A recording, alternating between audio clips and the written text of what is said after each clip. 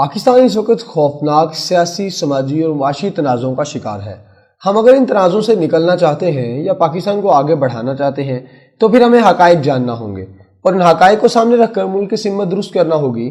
میں دل سے سمجھتا ہوں ہم اگر آج اپنی غلطیاں نہیں مانتے اور ملک کو دوبارہ ٹریک پر نہیں لاتے تو پھر دنیا کی یہ پہلی اسلامی جمہوریت ریاست ختم ہو جائے گی اور ہم سب، جی ہاں، ہم سب باقی زندگی مہاجر کیمپوں میں گزارنے پر مجبور ہو جائیں گے۔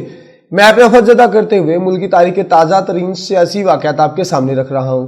میں نے تمام واقعات ملک کے اہم ترین کرداروں سے حاصل کیے اور ان کی باقاعدہ تصدیق بھی کی، لیکن اس کے باوجود اگر کوئی کردار کسی واقعے کی مزید وضاحت یا توثیق کرنا چاہے تو میں حاضر ہوں۔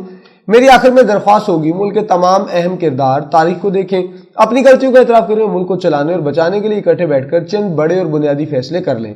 یہ ملک بچ بھی جائے گا اور چلنا بھی شروع کر دے گا، ورنہ ہم دوسری صورت میں تاریخ کے قبرستان سے زیادہ دور نہیں ہیں۔ یہ کہانی 2006 سے شروع ہوتی ہے۔ General Pervez Musharraf army chief بھی تھے اور 58 کے زائد صدر بھی۔ یہ کسی بھی وقت کسی بھی حکومت کو فارغ کر سکتے تھے۔ افغانستان میں دہشت گردی کے خلاف جنگ کی وجہ سے امریکہ ان کا سب سے بڑا سیاسی اور عسکری دفاع تھا۔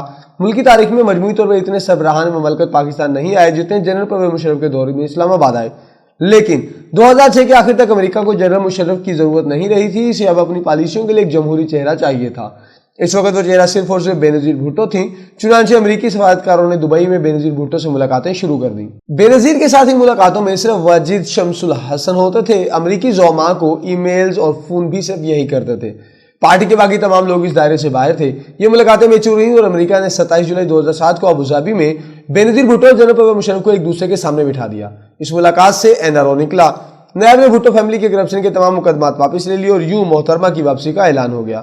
میاں نواز شریف اس واقعات سعودی عرب میں شاہ عبداللہ کے حفاظتی مہمان تھے۔ میاں نواز شریف نے اپنے بڑے صاحبزادے حسین نواز کے ساتھ شاہ عبداللہ سے ملاقات کی، ان سے اپنی واپسی کی درخواست کی۔ شاہ عبداللہ نے صدر جنرل مشرف کو ریاض بلایا اور ان سے صاف الفاظ میں کہا اگر بے نظیر بھٹو پاکستان جائیں گی تو ہمارا دوست بھی جائے گا۔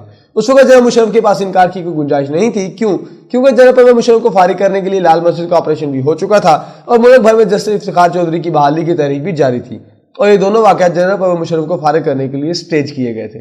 جنرل پرویز مشرف نے 2010 میں دبئی میں میرے سامنے یہ اعتراف کیا تھا۔ وہ قلعہ تحریک اور لال مسجد دونوں آپریشن مجھے فارغ کرنے کے لیے لانچ کیے گئے تھے۔